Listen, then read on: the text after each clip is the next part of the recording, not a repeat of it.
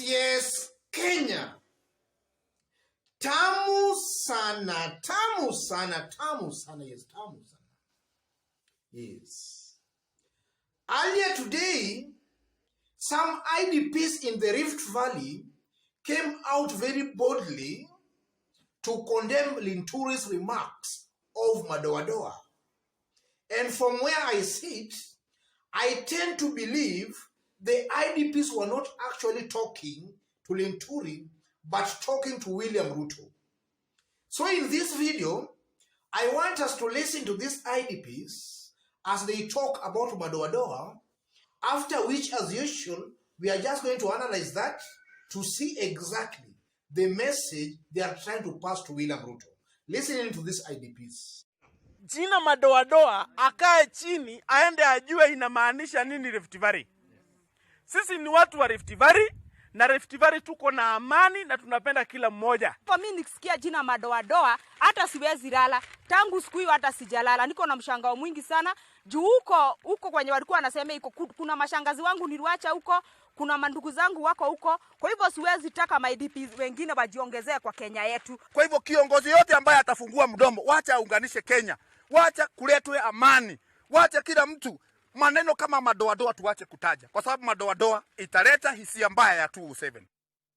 Yes, those are Rift Valley IDPs earlier today. And from the way they are talking, they are sending a coded message to William Ruto, and they are reminding William Ruto of the year 2007. In the year 2007, William Ruto was taken to the Hague-based court in the Netherlands, charged of crimes against humanity. And during the proceedings at the Hague, it was later confirmed that Madoadoa was being used to refer to some communities in the Rift Valley, the Kikuyu communities.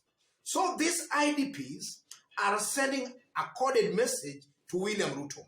The first message, they are telling William Ruto they are not happy with this brand of politics. Let's have a look at Ruto's brand of politics. Upon William Ruto and Uhuru Kenyatta disagreeing politically, William Ruto started this thing called hustlers. He was going around the country telling Kenyans that we have hustlers somewhere, and then we have the dynasties. Yes. And I think when he started that, it caused some commotion a little bit in the country. We were seeing some people, if you were in a vehicle, you could even be attacked by some poor Kenyans, thinking that you are the one who has actually made them poor. So these IDPs, in my considered opinion, looking at them critically, they are sending a coded message to William Ruto. They are not happy with this brand of politics. If you leave alone hustlers versus dynasty, William Ruto has come up again with this bottom-up narrative. He's trying to say that some people are up to the top there, while you people are down there. So in a nutshell, he's just trying to incite the poor masses against the rich. The same hustler versus dynasty kind of a thing. And then William Ruto is also on record profiling some communities kama wale wa kurusha mawe na wa kung'oa reli. And he's doing it without any apology at all. And then now we have the Madoadoa remarks in the Rift Valley. Upon those remarks being made in front of William Ruto, William Ruto never stood up to condemn such remarks. In fact, he was quiet for some days. The damage was done. These IDPs are sending a coded message to William Ruto. They are not happy with Ruto's brand of politics. That only means William Ruto has to have a self-evaluation of himself, and he has to do his politics right. Kenya is a beautiful country, and we want to live peacefully in this country. That's what the IDPs are trying to tell William Ruto. Secondly, these IDPs are saying that since those Madoadoa remarks featured or rather came out, some of them are not living in peace. And there is a lady there saying he has some relatives in Uasin Gishu, in Eldoret. And when those remarks were made in Eldoret, she has not been at peace because she has seen a possibility of some people becoming IDPs there, or rather some people being chased from Eldoret. That only means, again, ladies and gentlemen, that these IDPs, they are telling William Ruto to crack the whip. Let him rain on his foot soldiers. And the only way he can do that is not through talking, through roadside apologies. No. William Ruto has to sacrifice some of his foot soldiers. Ruto has to sacrifice Linturi. He has to sacrifice Aaron Cheriot, Kericho senator, because this senator also issued some very bad words against the Hindu communities. They were attacking Mishra. And by attacking Mishra, they were just cleverly, indirectly attacking the Hindu communities in Kenya. Those are very powerful words that have got the potential to cause violence. So these IDPs, in my considered opinion again, are just trying to tell William Ruto to crack the whip on his foot soldiers. And from where I sit, the only way William Ruto can crack that whip, the only way he can crack that whip is to sacrifice some of his foot soldiers, the likes of Linturi, the likes of Aaron Cheriot. How can William Ruto crack the whip? The whip for Kenyans to know actually serious. I tend to believe, ladies and gentlemen, from where I sit, if anti-corruption cannot block the likes of Mythical Linturi from contesting, then William Ruto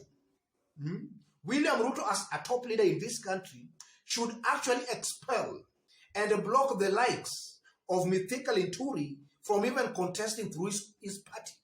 Because Linturi has proved beyond any reasonable doubt that he is a warlord. He is somebody trying to fund ethnic violence. He's trying to cause chaos. So if EACC cannot crack the whip on this senator, William Ruto should crack the whip.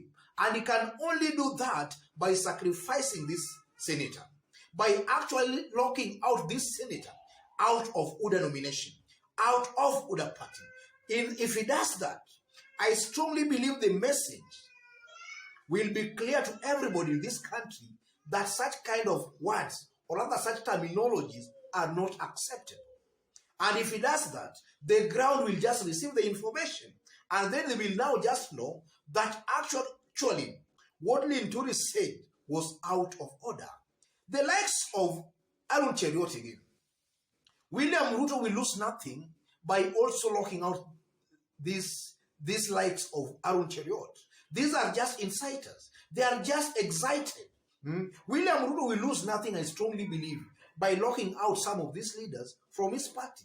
If he does that, he shall have sent the right message to residents of the Rift Valley. Because we all know that Rift Valley is a cosmopolitan area. We have all communities living there.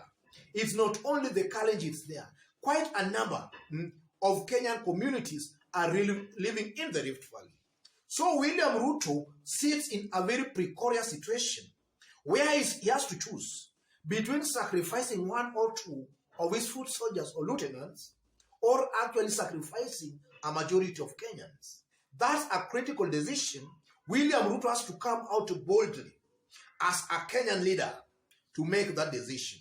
And if he does that, I believe, then he shall have redeemed his image amongst a majority of Kenyans. And actually, this is Asla thing.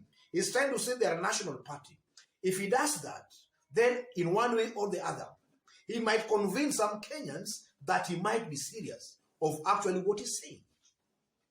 Otherwise, ladies and gentlemen, having said all that again, looking at the entire discussion of the Madoadoa, some calling upon Indians to be taken back to India, it's also sending a clear picture that in Tangatanga we have leaders who are not yet fully baked properly. These are young leaders who are still excited. If they get a microphone on public podium, they get a little bit excited. They are still not yet mature. They don't have the political experience, maybe to control their emotions anytime they get a microphone on the public podium. So I call upon William Ruto and his team, maybe to check in their rallies, maybe the people they allow to talk in their rallies, they should actually identify people who are known to be peace ambassadors, not people who have got very loose tongue. One such example of a person again is this regarding Gachagua. That is clearly somebody with a loose tongue. Alice Wahome, Bahati member of Parliament Kimani Mujiri. All these are people who have proved to have loose tongues. So William Ruto in some of his rallies, he should not actually give these people the podium to actually spew their hate. They are just spoiling chances for William Ruto. Otherwise, ladies and gentlemen, just as I did indicate, I don't know whether I told you to subscribe, but anyway, if you just bumped here for the very first time, and you have not yet subscribed so far, tap on the subscription button and also on the notification bell to receive a notification anytime we upload a new video. And to those watching us outside Kenya, drop a comment. Let us know from which part of the globe you are watching us from. And again, to our fans and subscribers here, I'm very much humbled for the kind of support you are giving me here by constantly giving our videos likes, constantly dropping your comments. God bless you. God bless Kenya. To any other person who is also a fan of ours here, but you have not yet subscribed, take this moment right now, tap on the subscription button and also on the notification bell to receive a notification anytime we upload a new video. Yes, and if possible, also drop a comment. God bless you. God bless Kenya. Tamu sana, tamu sana, tamu sana.